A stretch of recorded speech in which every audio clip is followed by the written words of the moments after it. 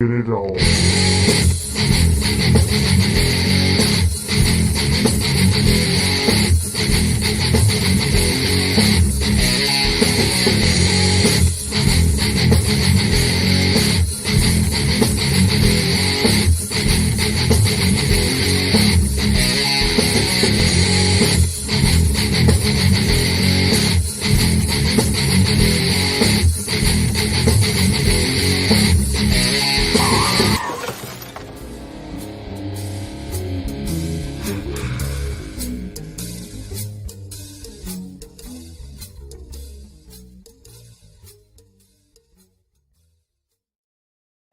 Hello there. Welcome to a surprise stream because we don't normally do this, but some breaking news possibly happened. So we are on here with Cash Money and the Star Wars Obsession. Hello, gentlemen. Hello. Hey.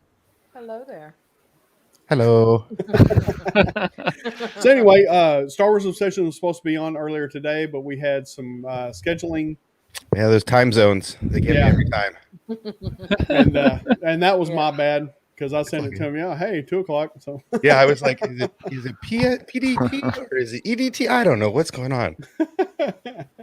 So anyway, we got him here now, and Cash Money just tipped me off on a story from Variety. Let me bring that up real quick. Yep. Yeah, Matt sent that to me. I have to give him credit. So. Absolutely. Yeah. No, Matt Risman. Oh yeah, the Riz. The Moff. So anyway, IATSE and AMPTP close to deal to avert crippling Hollywood strike. Negotiators for IATSE and Hollywood's major studios are closing in on a deal that would avert a strike that has threatened to shutter most film and TV production in Hollywood. Is that me? Industry sources say virtual negotiations between the sides went late into Friday night as Carol Lombardi, president of the Alliance of Motion Picture and Television. I don't know. Arlena, we can hear your sirens. Oh, you can? I'm sorry. Damn, this mic picks up everything. I told you it was a good mic. That's why I sent it to you. The presidents of the Alliance of Motion Picture and Television Producers Bargaining Organization for the major studios addressed the numerous IATSE leaders about the details of deals on thorny issues of working conditions that were sorted in through the marathon sessions. Industry sources cited Peter Rice, chairman of Disney's Central Entertainment Content, and veteran entertainment attorney Ken Ziffren as key players who helped Lombardi bridge the gap during the past few days. Sources says Lombardi and Loeb both knuckled down on a key items list with a mutual understanding that a strike would cripple the industry that is only now starting to recover from the shock of COVID. On that, I'll stop, and we will get some input from somebody. Oh, no. Whoa, we've lost Obsession. Well, crap. That's why I stopped, because I was wanting to get his input. Hope it was just his internet being goofy. Because that's why he's here. Yes. So, sorry about that. There was a little burp. If he comes back through Arlena while I'm reading, just pop him back in. I got it. So, one move from the studio side that helped move things along was a hike in the raise schedule over the 3-year term of the deal. Instead of a basic minimums rising 3% in 1 year of the deal and 2.5% for the remaining 2 years, the contract will bring 3% hikes per year. The deal was also expected to include 10 hours off between shifts called turnarounds and a 54-hour turnaround on weekends. That's good. That gives them time off to recuperate and spend time with their families and, sit around on their couch and scratch themselves, which we all need that time. Other details were not immediately forthcoming, but the union was also pushing for lunch breaks and an end to lower wage scale for streaming companies. A union official said that the talks were still underway, but that the agreement would make major progress on a range of issues. If we stop now, it is still a greater gain that we've made in the history of negotiation, the official said, and we still want more. Sources familiar with the talks said Lombardi spent several hours on a video conference call discussing the deal terms, pension and health plan issues and the quality of life concerns that brought IATSE to the brink of nationwide strike for the first time in union's nearly 130-year history.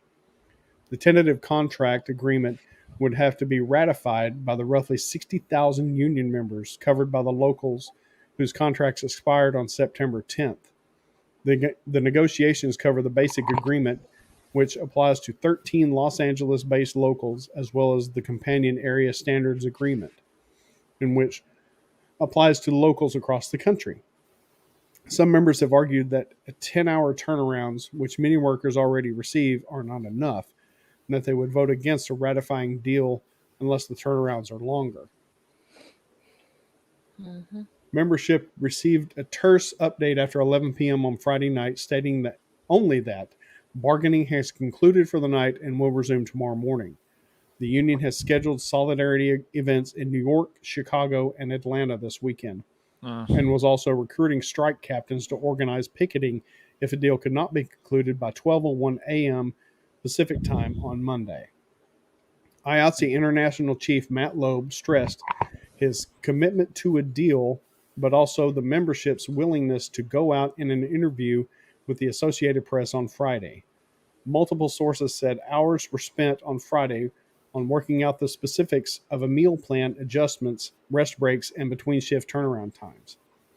Another sticking point for IATSE was the long-standing new media clause that allowed some of the emerging streaming giants, those with fewer than 20 million domestic subscribers, to pay lower residual fees than established broadcast and cable networks and larger streamers. Those residual fees are paid out by production companies to help fund IATSE's pension and health plan. IATSE pushed for an end to all such discounts, noting that new media is an acronym in 2021. The resolution on the issue that involves Apple TV+, Paramount+, Peacock, and other small streamers is still unclear. Industry sources cited Disney's Rice as one of the handful of executive insiders, including former Directors Guild of America President Jay Roth, who helped Lombardi getting leaders of the AMPTP member companies to focus on the talks and to realize the severity of the strike threat. Roth was said to have been a key liaison for the studios and IATSE. The union already had tapped Zifrin, a famously savvy dealmaker with decades of Hollywood labor experience, as a consultant in the talks. And that's it. Yep. And he's back. Yeah, sorry. Literally, my internet crashed. There we go. No, you're good, brother. You're good. Oh. And what are you doing? What? What happened? And I'm gone. And I'm gone. And I'm back. What happened? Okay, there we go. Like Session is back. It's like whack-a-mole. Right? So I was reading this while we were down. Basically, yes, there are still talks. The fact that they're still going on Saturday night is progress, but I haven't heard anything official. I wasn't even thinking about it today when I read some stuff on in the LA Times. I was absolutely thinking about, the stuff we're doing and the stuff we comment on, but also, things like The Voice, things like the Fox Live lineup, all the late night shows. I didn't even think about Kimmel and Fallon and Colbert and all the late night shows. I mean, it doesn't matter. Pick your late night show. Pick any late night, whatever your late night preference is. They're gone, right? Because they're live, because they're union. So the impact of this the trickle effect on this is huge. The fact that they haven't come to an agreement yet is still troubling, because it is Saturday night. These guys are at tables till 10 o'clock at night, Pacific time. So they're in the room until 1 a.m. East Coast time.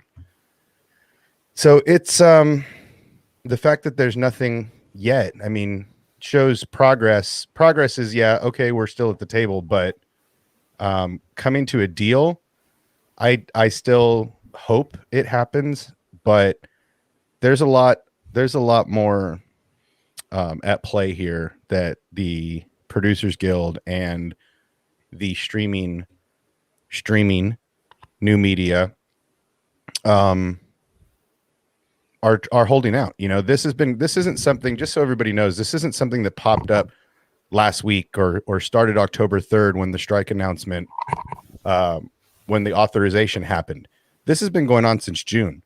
The broadcast and television contract ended in June and was supposed to be negotiated then. And these two parties agreed to extend it until September. And when in September, the negotiation talks weren't getting any further, that's when this strike authorization happened and why. So this isn't something new for people that are like, oh my God, this came out of nowhere. This has been going on all year. This is a negotiation and something that people have been ready for all year long. We just didn't expect it to get to this point, really.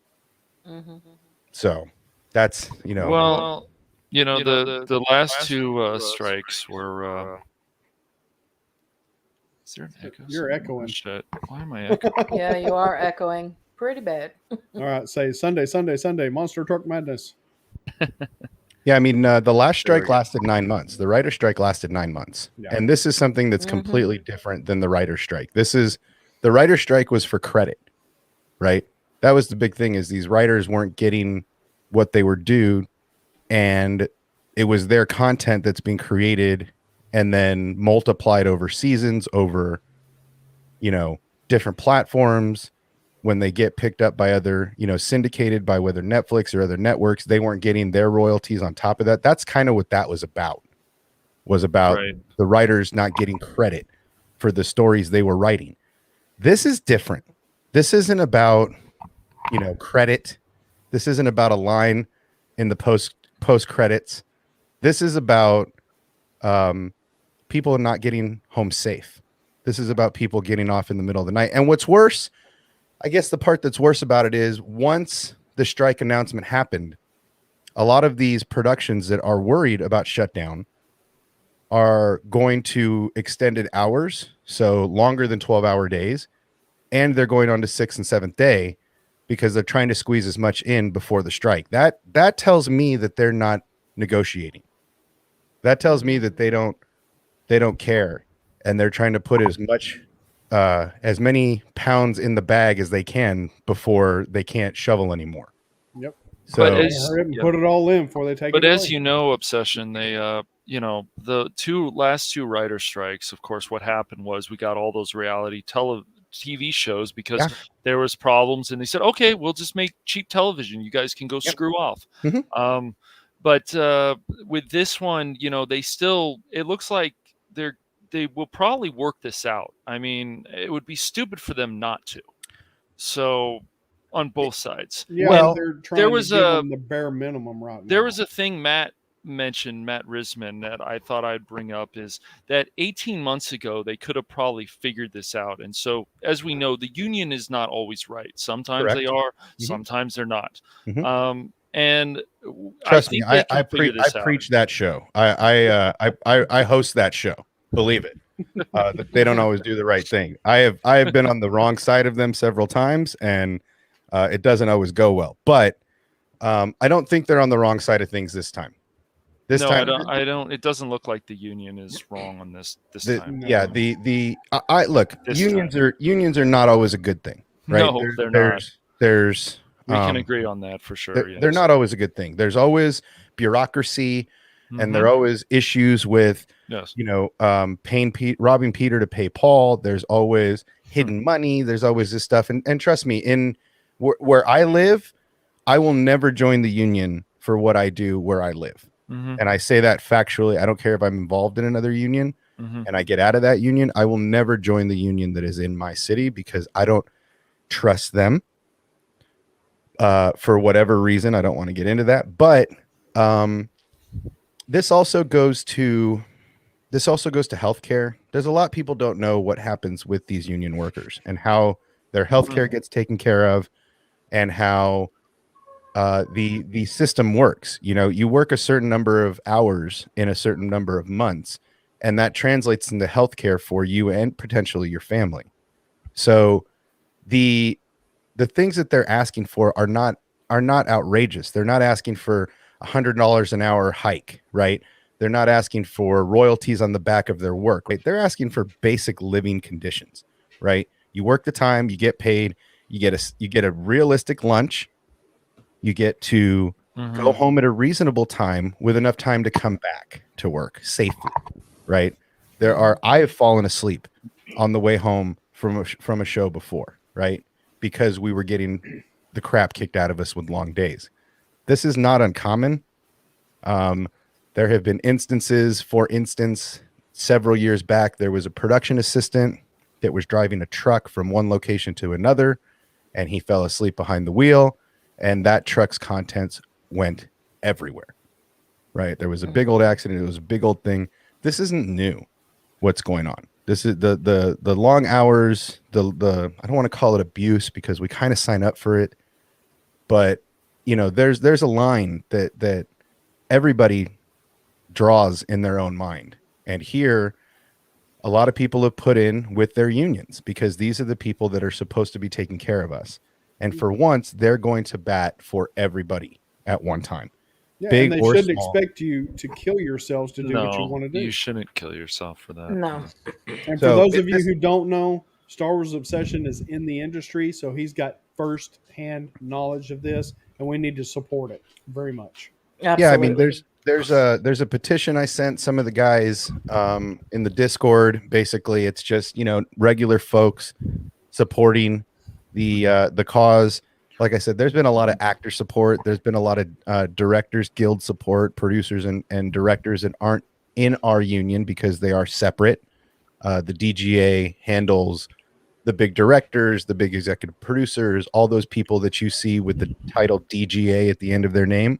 That's their union, the Directors Guild. So everybody's got contracts, right? There's contracts all over television and movies. The problem here is that this could put and you know, we were talking about how this could impact the ripple effect, right? And not only your late night shows or your weekly The Voice or, you know, The Masked Singer or whatever it is that you watch weekly that's live. This is going to put that on hold, right? A lot of it. And it's not going to affect sports because sports is under a different media contract. It's not going to affect your nightly news because those organizations are under separate contracts. True. This is just going to affect. See, it's funny because I have feelers out right now. I was going to go to LA tonight and set up shop at ABC Disney's lot to see if I could see anybody coming out of the studios at midnight, because there are people that work all hours of the night on these things, right?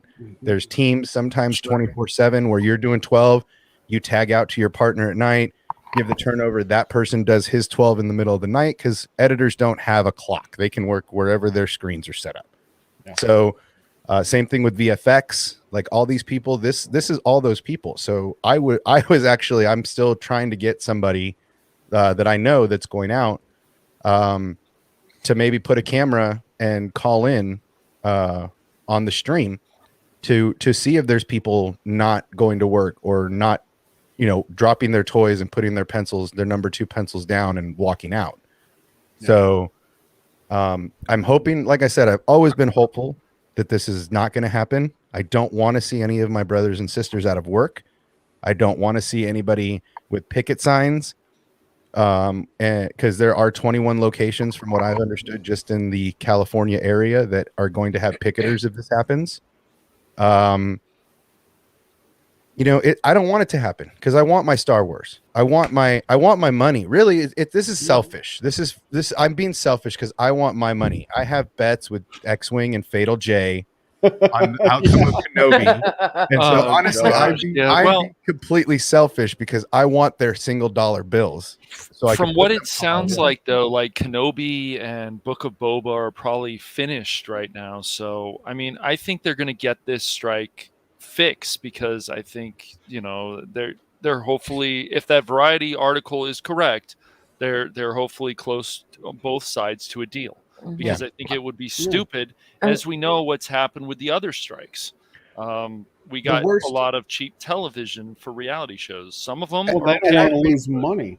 And I've made a lot of money from reality television. Thank you very much, Writer Strike of 2007. I have made an exorbitant amount of money over these years. So thank you. Obsession. Tee it up. If there is a strike, will the people on strike, will they still be paid and honestly have don't know health the answer. insurance? The health insurance is based on previous work. So number one, you have to qualify. So let's say your qualification period, let's say, is just, and I'm throwing up random ass dates here. This isn't factual, but let's say your qualification period is from, January to June, and you make your X amount of hours it takes to earn your health care with the union stuff that you do. That then qualifies you for the next X amount of time after you've qualified, after you've gotten into the entry period. So once you're in, you basically get quarterly or a couple times a year. Okay, so I just got an update literally just now. A tentative agreement for a contract has been reached, but there will be no strike Sunday night. If you are booked on Monday, you should report to work as usual, and then the Zoom meeting. So there's a tentative deal for a contract, and that's good news. I mean, it's still tentative. That's the problem with this kind of stuff is like, oh yeah, we're gonna make a deal, and then the strike time comes up, and they're like, oh no, we're not, and then that's the kind of stuff that I worry about, because this could be, like I said, we'll find out what happens in the week to come, but this could be great if they sign the papers and everything's gravy and we go back to what we're doing. But if it does end up striking, it's dangerous for the studios more than anything. It's dangerous for WB. It's dangerous for Paramount. It's dangerous for NBC, CBS, Fox, all of these companies, because they don't have the capital to wait, right? The streaming services, Disney, Amazon, Netflix, they have enough capital to wait this out, and that's the true danger for this. It's aside from us not getting our content, aside from workers being put on strike, the real concern is this could create a streaming monopoly, right? Because that's what I was just thinking. Because if all the major studios have to shut down and they don't have the capital, they just got hit with a pandy. They've already been suffering from pandy numbers. If this kind of stuff does happen, it could put the studios in danger of being bought up by the streaming service. And then you have Netflix, Disney, Amazon, and Apple controlling the majority of the marketplace. Yep. And that's one of the bigger dangers. Here's and since you brought up the pandemic, when our governor here, I'm not trying to get too deep into politics, but when our governor here we don't like was, that's right, exactly.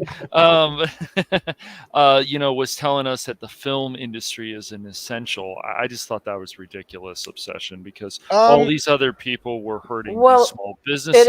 It is essential because of the number of people that have jobs with it. That's what makes it essential. I would go one further. I would go, aside from the people, who was working right away when the pandemic happened? Who was working 3 months after when everything opened up? Entertainment workers. So not only were the healthcare workers and the people delivering food and the grocery store attendants and all of these people essential, I went back to work in July.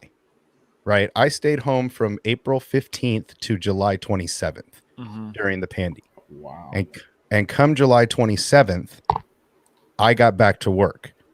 And I was on set with people that were sometimes testing positive for COVID and not being sent home. Excuses like, oh, he had COVID already. Those are just antibody residual COVID, and I'm like, whatever, that's a bunch of shit to me personally. A positive COVID test for a technical worker means that you get sent home for 14 days. A positive test for talent means you get tested again until you're negative and then thrown back on set. So people weren't being safe during the pandemic early times with television and entertainment workers. So you got to remember, I agree that some people would say that television personnel are not essential, but without people shooting camera, holding microphones, programming, and all this stuff, you're not getting your live shots from the CDC. You're not getting any television show that was being made once we were allowed back on set with safety measures. You're not getting any UFC fights. You're not getting any boxing. You're not getting any concerts or anything like that. And all that stuff started to spin back up right away. Right. And those are the people that were put in equal amount of danger. I just get that. It's just the governor here. I don't know if you're in California or not, Obsession. But no, but I don't think you are. I work in California, but we have a cartoon governor here, and he makes these decisions that just don't make any sense. And so with all these people suffering, and they were suffering, and certain people are still suffering, businesses were closed down, and it's a mess. The company I work for, their home office is in Los Angeles. We were supposed to get hazard pay. I never had any time off due to COVID. None. Really? I've been on the front line since day one. We were supposed to get hazard pay. And you never got hazard pay? My company owes me over $25,000 for hazard pay for last year alone, not including this year. Wow, dude. It shut down my entire industry for 3 months. And the second that they could put people back on set, they did.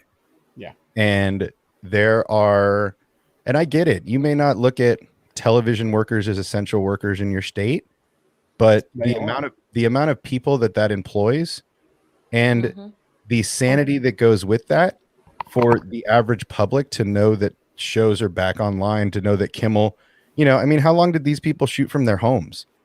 Right? Yeah. How many television hosts shot from their homes? There were still television camera people there. There were still audio and video and lighting guys at their homes setting that stuff up for them. Yep. So I understand what you're saying, how you may not view an essential worker as a television crew member, but without any of those people, your televisions were off for the entire pandemic. Absolutely. So I understand what you're saying, but to say and I get it. Essential worker, you think food service, you think medical professional, you think ambulance driver, cops, and all that. Utility. But at the same time, construction, water and power. Construction, definitely. Yes. Water, power, construction, all that fun stuff. I work in water, goes away. But at the same time, those without the newscaster, cameraman, you get no updates, right? Exactly.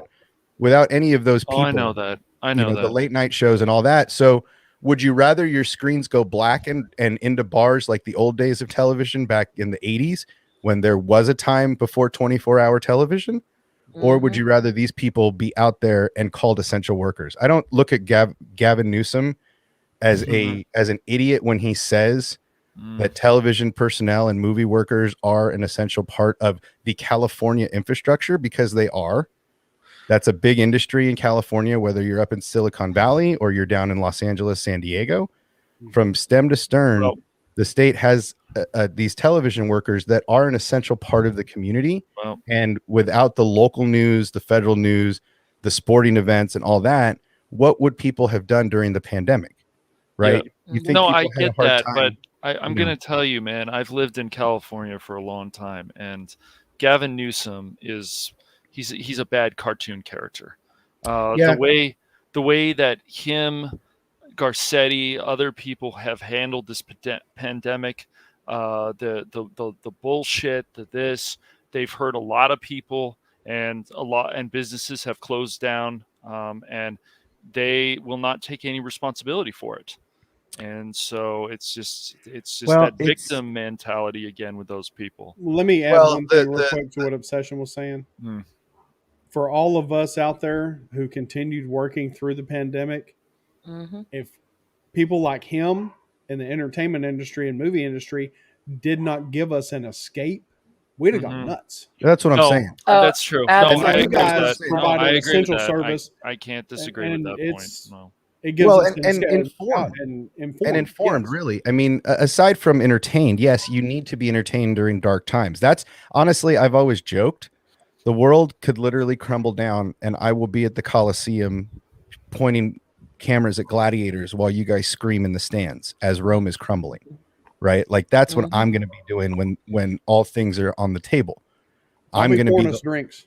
One of the last things I'll be doing is making sure that there's people knowing what's going on. But at the same time, If nothing else, if they come to an agreement, if everything's gravy in the Navy, which I hope it is, because I don't want, if anything, Boba is the only show that is 100% locked in. And I don't even think that's true. I think they're still coloring the finale. I think they're still doing VO. I think they're still doing VFX. The show hasn't released yet, and it's not going to release its finale until February. That's many months away that they have lots of time to do some perfecting and to add these little pieces that they tend to do. Kenobi, I feel like if anything happens with the strike, Kenobi's in the most danger. Actually, yeah. I digress. Mandalorian is in the most danger because that's on set right now. And I was kind of hoping, I can't lie, I was kind of hoping the strike was going to happen because I really want to see video of Katie Sackhoff and Carl Weathers putting their phones up on a dark set. Oh, jeez. Oh, like I didn't know where you're going with the Katie Sackhoff. That's kind of what I was like. Daryl's eyes went, oh my God, the stage is black. I heard the name. I heard the name. But for me, it's Kenobi wouldn't be safe because they're still doing post on Kenobi. They're still doing voiceover and color. They're still doing VFX guaranteed. There's a lot of stuff in Kenobi. Principal shooting on most shows is done, and they're still in the edit for months and months to a year after. Right. On that note, I can't remember if it was you or someone else who told me when I mentioned that Lucasfilm still has access to Pinewood Studios in the UK. Yeah, again, someone told me UK was on board with the strike. Well, that's just it, because most of the unions are international. Yes. Then that a lot of those people belong to the unions here in the States, or they belong to a union that is international, like the camera union. The camera union, the 600 local in California, is an international. Right. So anybody in the world can join that union to be a part. So people in UK and that are working on those studios are probably in the international. Mm-hmm. Cool. So and that answers my question, because I was like, okay, well, if they strike here, they could still use Pinewood Studios in the UK. Since America's striking, then they can just ship everything over there. I think ABC Disney is still under that same contract, regardless of where they put that footprint on Earth. Right, and then thank you. That answers my question. Yeah, I think that would and the health, like I said, the healthcare thing is a totally different animal. That's all about hours you have in the bank. There's some of these people that have been working on lots and shows and all of this for years that have an extensive bank of hours that are in their piggy bank that they can take out and put towards their new months or whatever. But yeah, this is, aside from politics and the people that run the state, the fact that the office of the governor recognizes, regardless of who's in the chair, the fact that the office of the governor recognizes that television workers are an essential part of the state is a good thing.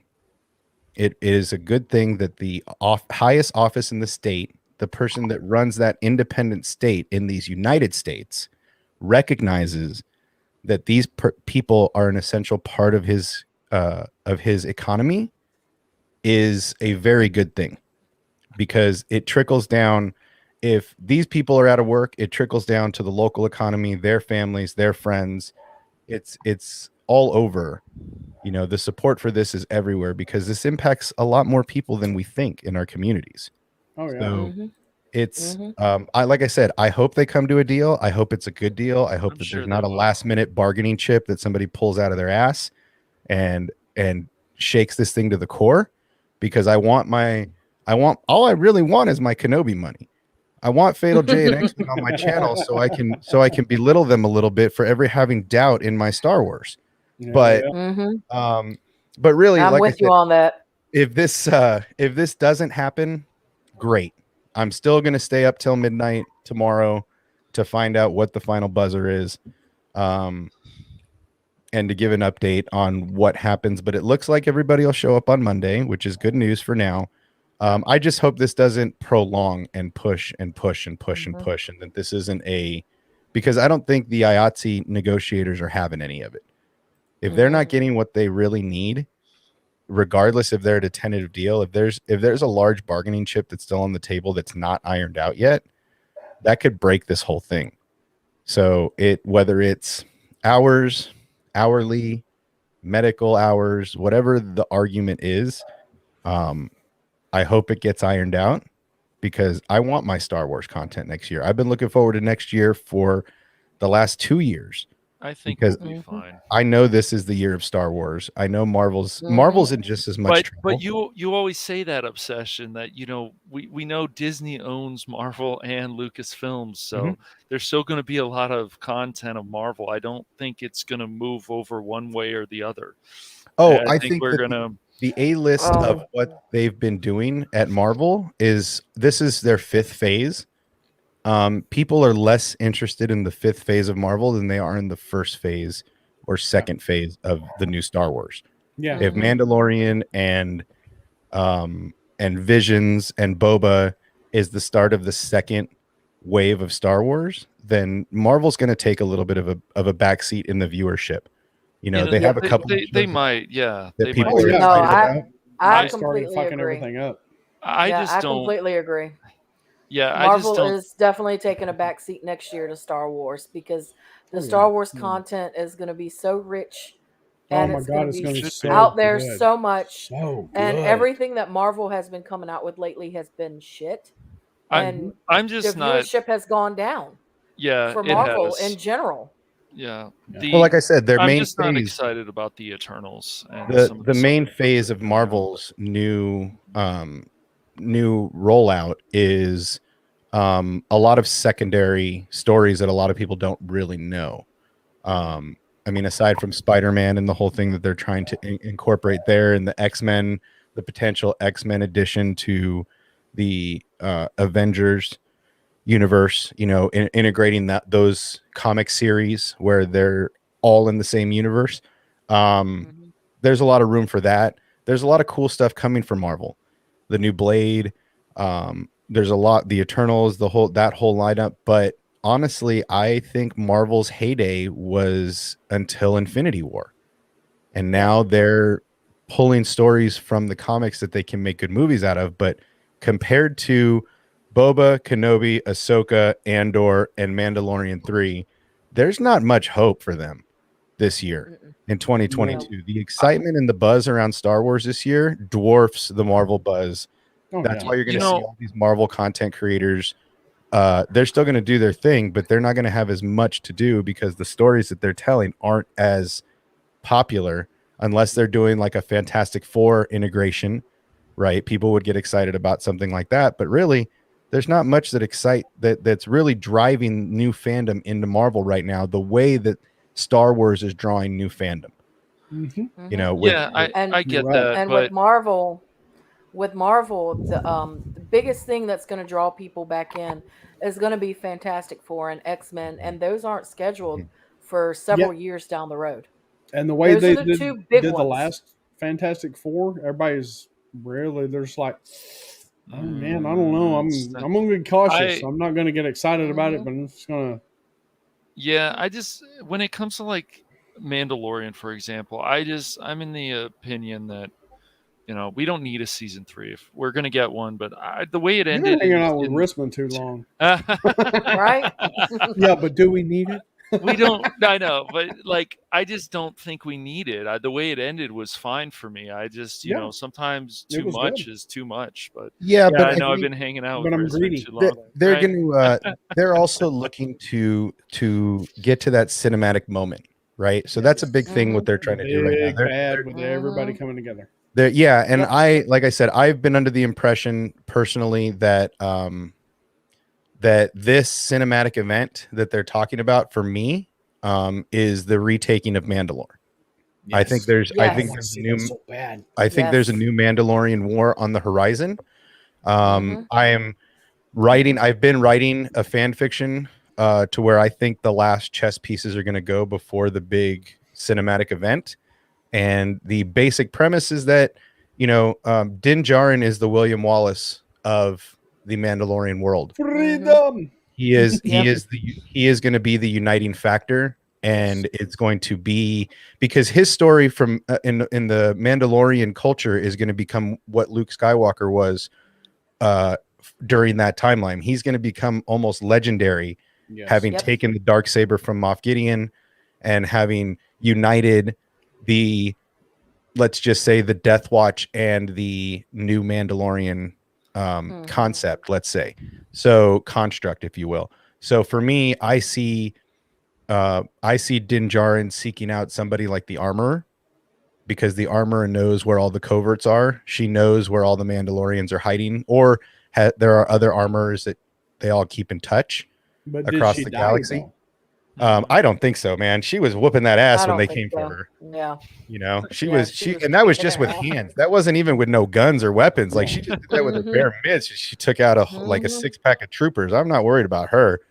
But then they showed, you heard the blast and everything, and then you saw her helmet fall. Yeah, I hope not. I would like to. I would like to think she took it off and said, "All right, bitches, it's on."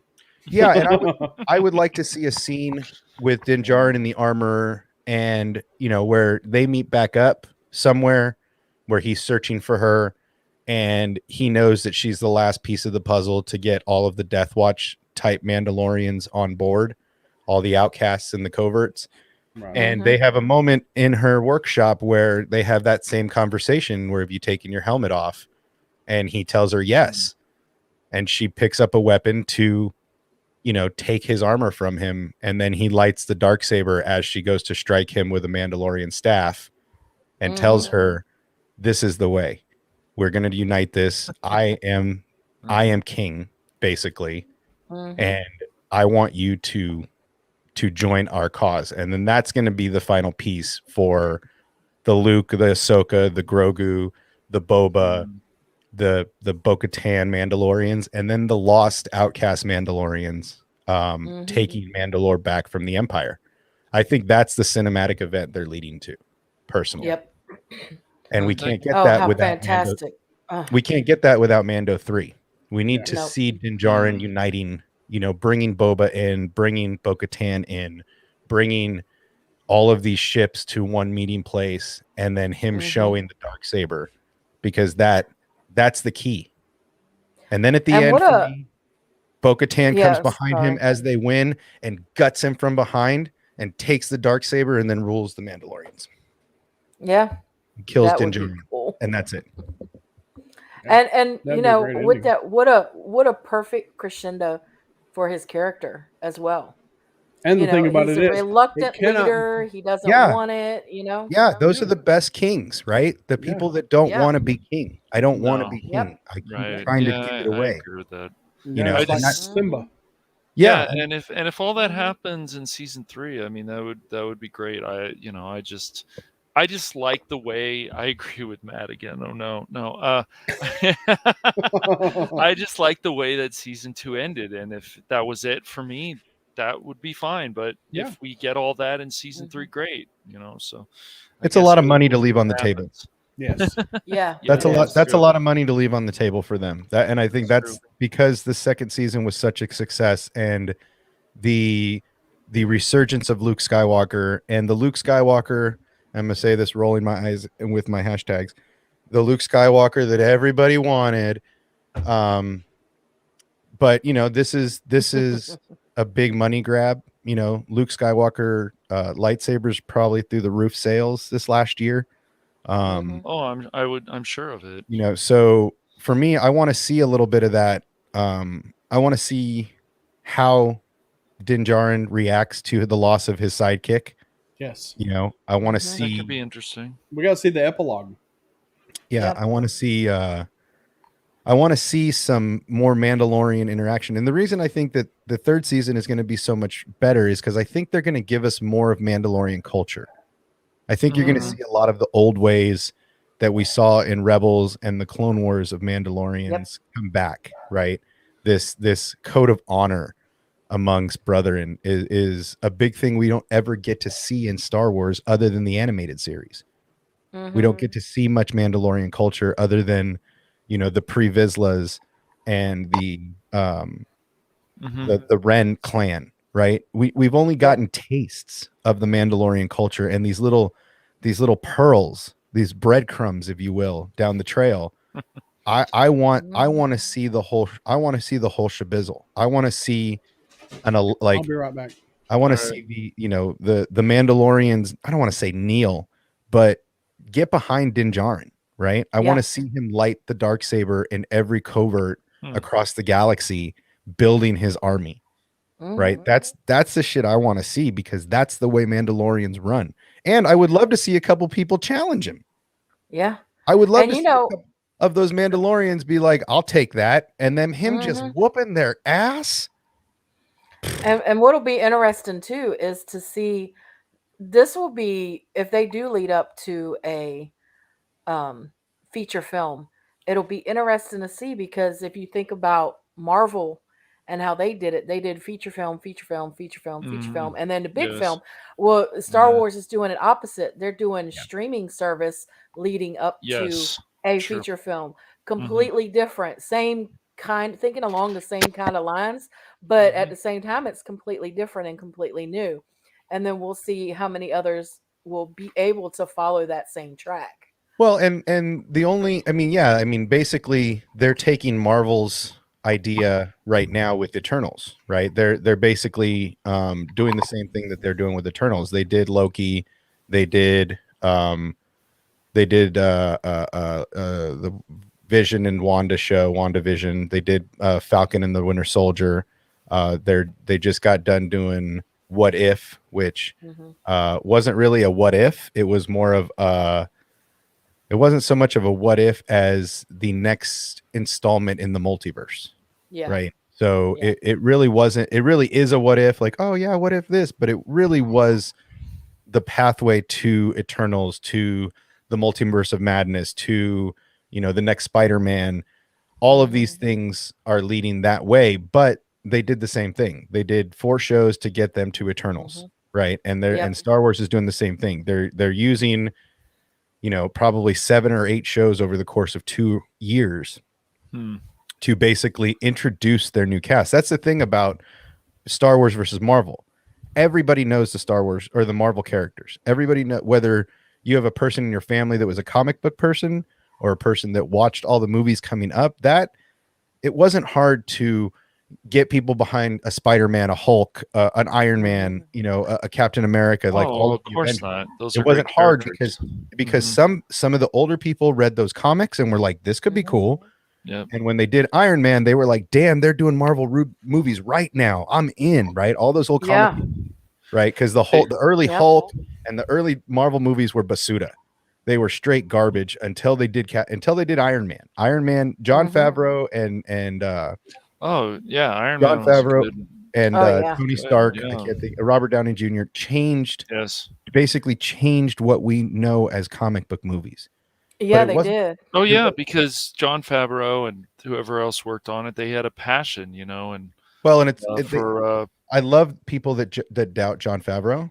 Like he's probably one of my favorite producer directors in the business because he came from being an actor. He came from being nothing like the rest of us. And not only that, but then every time somebody tells Jon Favreau, you can't do this, he says, hold my beer. Right. Yep. They told him straight up, you cannot make a Christmas movie that everybody will love no matter who watches it. I hate Will Ferrell movies. I hate Will Ferrell movies. I am not entertained. He bores me with his slappiness. I enjoyed a few of his. But Elf is funny. Yeah, I will watch Elf every time I see it on TV because it's hilarious, right? So they said, hey, you can't make a Christmas movie that lasts the test of time. Hold my beer. He goes and makes Elf. They tell him, oh, you can't make a Marvel comic book movie good. They've tried. These big $1 billion corporations have tried. Here, hold my beer. I'm going to go make Iron Man with Robert Downey Jr. Changes the landscape, right? They tell him the same thing. You can't create a Star Wars story. The stories are written. There's no one's going to like anything you do. Boom. Okay, hold my beer. He goes and makes Mandalorian, right? Yeah, I know. The chefs in the world tell him you can't make a cooking movie that's accurate, legitimate. Hold my beer. Let me go make Chef, right? Jon Favreau was touched by an angel, right? I don't know when in his life he sold his soul to the devil. think about everything that he's been in also, Yep. even as an actor. I mean, even that small role in Seinfeld. I mean, the guy just has always had charisma, and he's just funny too. Well, and he's always been got a able lot to of range. learn, right? It's like so many actors just come in and act and don't want to be involved. Now it's different because there's a lot of actors that are exec producers and directors, and they're transitioning into that. Sure. But Jon Favreau was one of the early guys that really, said, "Okay, I want to make a movie. Oh, the studios won't do it. Cool, we're gonna go make our own." Right? Like he doesn't take no for an answer, and he enjoys the challenge of creating. And everything he has created in the last 20 years has been fire. I don't know if he's failed in the last 20 years. He may have failed the previous 20, something good, to learn all the lessons he needed, but he has taken his craft to the next dimension. And changed the way. I mean, they are changing the way we shoot television. They are changing not having to go out on location for every single thing. These are big deal because you don't have to wait for weather or the right sunlight or the goats that are on set that you didn't know were there or whatever it is, that because these things happen. They're on a sound stage now, making it look like they're in the world. That's a dynamic change for television, and the guy keeps doing it. So as long as that dude is holding one of the steering wheels on the ship, I'm in. Sign me up. Take my money. I have no reason to doubt one. But I am excited. I hope this deal goes through. I want my Star Wars content. I want us to have stuff to be able to. It'll go through, man. Cash, you're echoing again. I hope so. Like I said, I hope so. I don't hold faith in negotiations until the papers are signed. And the contracts are signed, sealed, delivered, and everybody agrees to stuff. I just know that this is more than just a play. There's a bigger play behind the screen, and I don't know how far the AMPTP is willing to take it. So Obsession, let me ask you this. I hear myself, so this is really throwing me off. You're good. Go ahead. Me too. Yeah. And I forgot because hearing myself was throwing me off. Yeah, it's. With the tentative agreement, a tentative agreement. Now, what is the next steps? Do they send that to everybody has to vote on that? All of the unions have to vote on it, or how does it work? The negotiating. So basically, the authorization to strike gives the president. I call him President Michael because I don't want to mess up his name. That gives the union president the authorization to strike, and that's more of a bargaining chip. That just shows you, look, my members are serious to take this to the next level. So here's where we are. Here's the line in the sand. We need to talk. It took the AMPTP 13 days to get here from the time that the strike was voted on, to get to this point to where they're willing to negotiate. Because as of yesterday, negotiations were still the same that they were. It wasn't until today, roughly 36 hours before everybody was going to walk away, that they're starting to take things seriously. And that's what doesn't give me much hope, is that you weren't taking this seriously until the last minute, and your shows are trying to shove in as much time as they can in case you don't come to the agreement.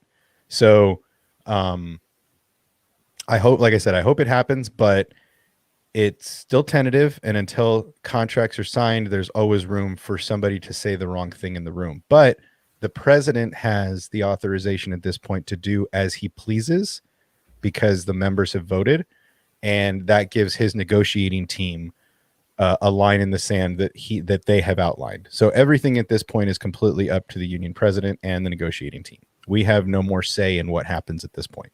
We've given our say. We've authorized the vote, the strike if they want to, and that now is completely in their hands. So yeah, we have no more say at this point until, because they're not going to come out with a contract and expect all of us to read it and vote on it. That's for the lawyers. That's above my pay grade. Oh, okay. Yeah, I think it's going to be okay. I think Variety is actually right for once. They're not usually right, but I think on this, I think it's going to be okay. Yeah, I mean, I hope they're right. I hope the Variety people have an inside track and that are talking to the people inside the room. I just don't hold my faith in any I don't want to call them a gossip column, but any publication that has been known to be wrong. Like it's not like they don't issue retractions when they're wrong. They just say, oh, this is what happened. You know what I mean? So I don't consider them like the Post or, the LA Times or the New York Times that are going to issue only vetted stories. Right. So like I said, until tomorrow, even in the town hall, I mean, I'll probably stream tomorrow regardless, just to keep everybody updated. But tomorrow there's a bunch of town halls with the president of each individual union. And I think they're going to give their members a town hall as to what's going on and to keep going to work until otherwise said. But like I said, unless the contract is signed tomorrow by midnight, I don't know if they're not signed, if they'll do a last minute email saying don't go to work after all. I don't know. But until I see a contract or get a letter from the union president saying that we're all gravy and the contract signed and everybody's going to get what they are supposed to get, I always try to look at the light and not try to go down the darkest tube. But this is one I'm going to stay on the darker side of things until I see different, just because I've seen the wool get pulled over eyes before and talks break down at the last minute. And then we'll see where we are come Monday afternoon. But fingers crossed that it's all handled, because I want my Star Wars. I want all my brothers and sisters to go back to work. It'll be good. I think they'll figure it out. I think this is one of the situations. The last two strikes, there were obviously problems. They couldn't figure things out, but people were obviously greedy, and usually it can go that way. But I think this time they're going to figure it out, and I hope so. I mean, the people that don't have much to lose are the new media streaming services. They have the least to lose, and that's the part that worries me is that they have so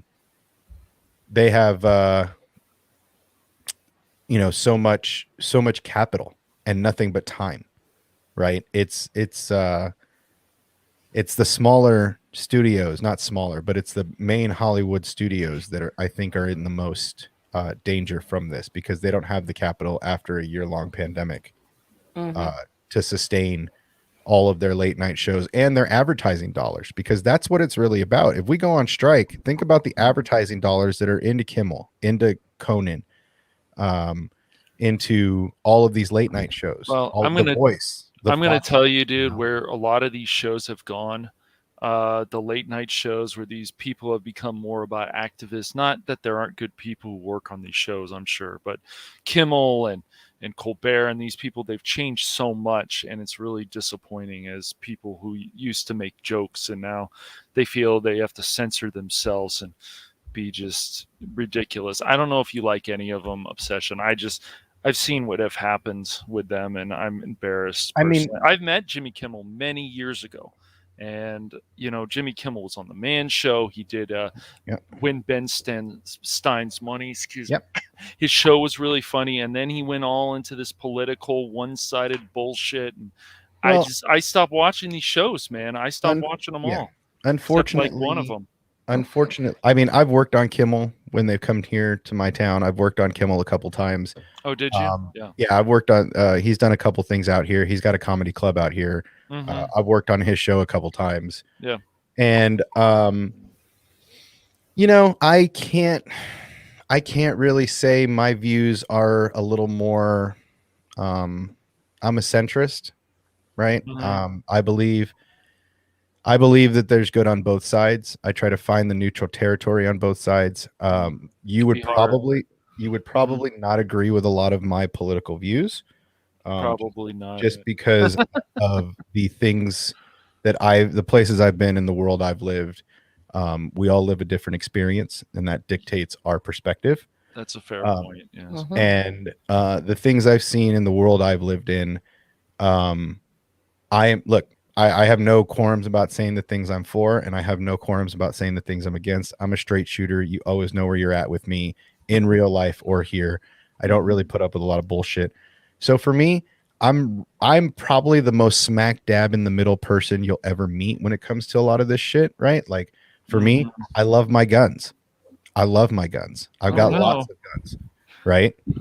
I don't, so I am all about people that support Second Amendment, and I've had concealed weapon permits and all that stuff. Sure. I'm all about that stuff.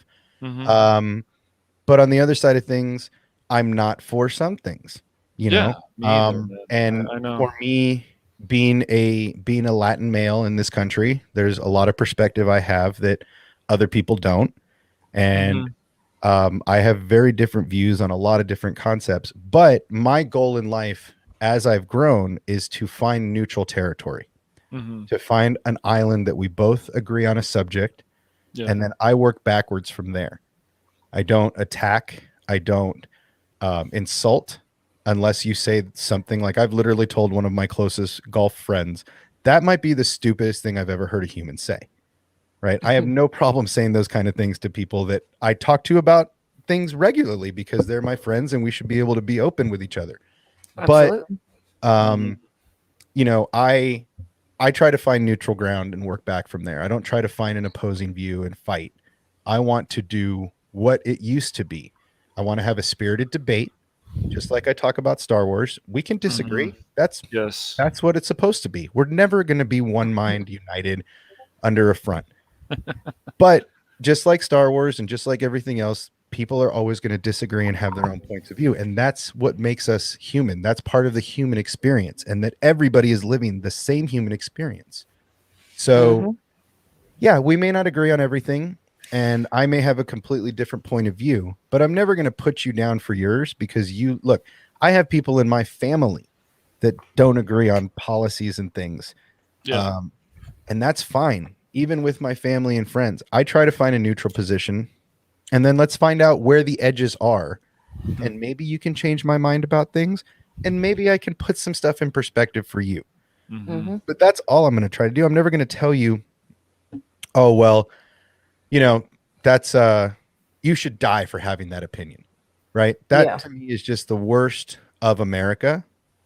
The worst. Oh, I don't agree with that.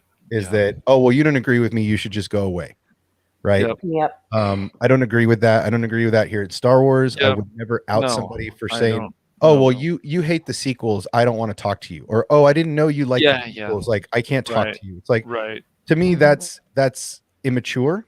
Very right, and to each their own.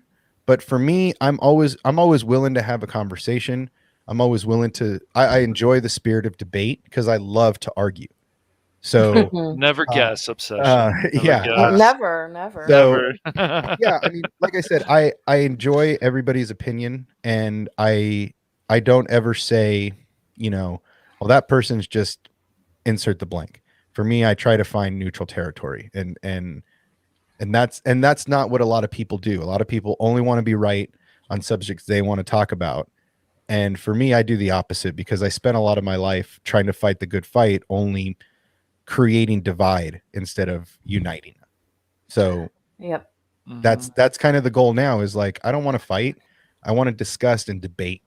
And if you want to debate, then that's great. Once it becomes personal, you've lost. Yeah. As far as I'm concerned. Right? Like once you go personal, I've won. I'm done. We can try this again when you've cooled down.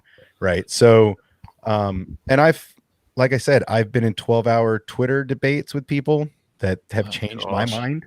Yeah. Right. I've had 10-hour arguments where no one's mind got changed.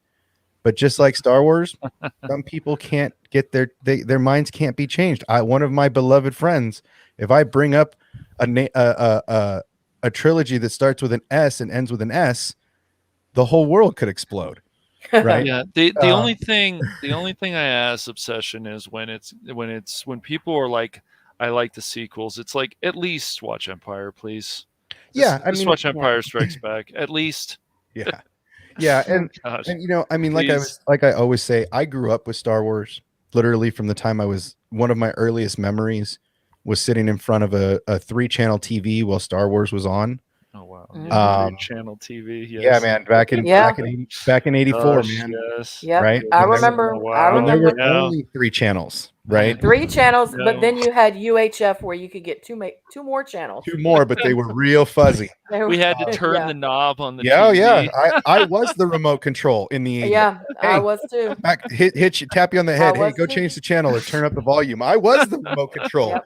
Or adjust the rabbit ears. Yeah, so whatever it was. Okay, now stand there and grab the window. Okay, perfect. Don't Yep. move for an hour, right? But you know, one of my early, till I was like 10 years old, I thought the Fox logo where they have the lights, the spotlights moving, I thought those were lightsabers. Right, because that's how that's what I saw. I was like, oh my god, it's white lightsabers, this is awesome, right? Like that's what I thought until I was old enough to realize, oh shit, those are spotlights. Yeah. So like So I grew you up with said Star Wars. something, and you said something earlier, Obsession, that I didn't really realize. That if this, I'm sorry to interrupt you, but No, please. if this strike does happen, then it makes you fearful of a monopoly of the streaming services. Yeah. And I didn't realize that. And that brings a whole new light for me to, we don't want this thing to happen because we don't want them to have a monopoly. And that's precisely what would end up happening. Well, and that's the ultimate. I mean, that's the shady underbelly of this argument, right? Is that nobody takes it in consideration for the streaming services, Netflix, specifically Netflix and Apple and Disney. Mm-hmm. Yeah. Those 3 in particular, they don't have commercials. So there's no one really buying advertising on their platforms. Right? Mm-hmm. If you really think about it, Disney Plus doesn't advertise for anybody else, right? Yeah. Apple doesn't advertise for anybody else. No, right? they wouldn't do that because competition. Right. Netflix There's isn't putting commercial, no, just even commercials for foot soles and alcohol wipes, and no, they don't have commercials, right? Hulu does because Hulu's an ABC product, an ESPN ABC product, and owned by Disney, so that's where they do their advertising is on Hulu, right? But Disney Plus, Apple, Amazon, all of these streaming services, they don't pay for advertising. So if there's a strike, they don't lose any money aside from the viewers that are canceling their subscription to support IATSE, which I was going to do Sunday. I was going to do it live. Yeah. I was going to cancel my subscriptions until the strike was over, right? Just to show my voice in a dollar and cents mentality. But the fear is that for every single day that the strike goes on, NBC, ABC's Disney, NBC, CBS, all these other Warner Brothers, Paramount, all these other studios are losing dollars and cents every second the strike goes on. Because if your advertising isn't on The Voice, if your advertising isn't on The Masked Singer, if your advertising isn't on Kimmel's Late Night Show, you're losing money because those contracts are now getting voided. So those streaming services are losing money every single day that the strike goes on, that the streaming services are not. So that's another underbelly of this that I was worried about because no one's talking about that. And you know that as soon as the shares get to a certain point on these companies' stock portfolios, that's when the Netflix, the Hulus, the Amazons, the Apples are going to start buying, right? And that's when you have these takeovers of these studios. And that, to me, seemed like the biggest present danger, aside from people being out of work and our show shutting down. That's all looking at me. I don't want my shows to shut down. I don't want my industry to shut down. That's all I worried get about that. me. But one thing I hate about things like the pandemic and stuff is because of these corporations, these studios, whatever, they're like, oh, well, let's bring streaming services. And a lot of this stuff is greed. Some of it's good. You've got the Disney Plus, fine. There's enough content. You've got HBO Max, fine. There's enough content. But then there's also like anime streaming service. There's other streaming services, and it's too much. Like it's just pure greed in a lot of these, this situation. And I get tired of streaming services. I just do. You know, how much do we need to pay? Oh, we got to pay for this and this and this. Right. Some of them are fine, but most of them, I just like to throw them in the trash. Right. And but guys, you are the minority. Yeah, this has especially been in the next generation. You're the minority. Mhm. Most people under 30 don't even have big screen TVs Yeah, because they're true. watching everything on their Mhm. platforms, on their tablets, phones, and computers. Right. So Mhm. like Mhm. this is doesn't affect old farts like me in the grand scheme of streaming. Right. A 40-year-old person has a Right. harder time with streaming than a 20-year-old person. I'm Mhm. not watching Twitch all day No. watching other gamers game, Mhm. Right. but there's a billion people that are. Yeah. So I'm Yep. with you. I Yeah. feel you. There's a lot sometimes too many options, but not to the next generation. And if you go back to something like Back to the Future, right? Mhm. You look at the third installment of Back to the Future, or the second when they're in the future, and you see Marty McFly counting off 15 channels to watch simultaneously. That's where we're at. We're at the Mhm. time where the kids can't get enough input. There's not enough channels for them. Well, that's why Mhm. YouTube and stuff can't go away, because Exactly. there's so much great content, and that's definitely one of the reasons why if you're not watching TV, there's so much great information on YouTube, and people can inspire you on there. Right. So Yep, you But don't and that's even what we need were to talking worry about about. yeah. Yeah, we at were the same- talking about that earlier. And guys, I hate to do this, but Yeah. we're gonna have to wrap it up. So Okay. Do it. let me get your any final thoughts, Cash Money. I'm just looking forward to some quality Star Wars, and one thing I'm hoping this year and next year is we can finally get some quality, funny comedies. Can that happen? Like movies? Can that happen? Yeah, really. Yeah. Well, there's a new Yeah. Ghostbusters on the horizon from what I understand. And yes, there is. and the original cast is returning from what I understand. Yes. So Mhm. I love that, and I'm all about that. Those are usually pretty funny, especially with the I hear Rick Moranis is making a return to Hollywood. Yeah, So maybe yeah. we'll get That's fingers not bad. crossed. We'll get a Rick Moranis in the new Ghostbusters. He's awesome. Yeah, I'm with you. Final thoughts from you, Obsession. Yeah. I hope that I hope everything works out in the next day or two. I would like to see everything just work out, everybody be happy and go back to work and keep making the content because this is the stuff we want to see. And yeah, I'm glad that I got the opportunity to come and hang out. I'm glad that I got some updates live on the stream so that there's a little bit of Mhm. news coming into this. But yeah, I mean, I look forward to the rest of the year. I will be on tomorrow night at 11:30, regardless, whether I start the day off with a bell for the strike starting, or I start it in applause that a contract got signed and we're moving forward with all of our content, which is what I really hope, mainly because I want my $2 from one from Jay and one from X-Wing. Aside from that, yeah, I mean, check it out if you guys are up. East Coasters, I know that's like 3 a.m. for you guys, so I don't want to put it out there, but we're going to be up at 11:30 tomorrow, regardless whether we're starting the strike with a bell or we're ending the conversation with applause. So we're going to be up talking about it, going through it for at least an hour. And then, and yeah, like I said, I hope it doesn't happen. I hope we get our Boba comes out in like 60 days, something like that. Yeah, it's right days. around the corner. Yep. 75 days. So it's right around the corner from Visions. Was to me an appetizer, everybody. So if you enjoyed the appetizer, and that gives us a little something to chew on right now until Boba, and that's the first course of 7 as far as I'm concerned. This is 7-course meal that is next year that I just can't wait to eat up. So I know the first course is going to fill my belly and my heart with a lot of good feelings, and I hope that continues over the year and that this thing just ends. I hope this has just been a big scare, and now that everybody's done being scared, we can be happy and look forward. So yeah, if anybody's around, we'll be on tomorrow night, just by hook or by crook, one way or another. We'll be starting the day off. So and will that be on your channel?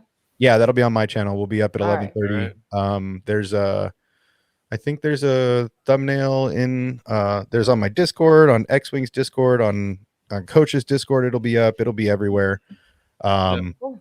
Yeah, we'll make sure to put it on ours too. Yeah, stop by if you're around. I'll bring on whoever wants to come on and chat at 11:30 at night.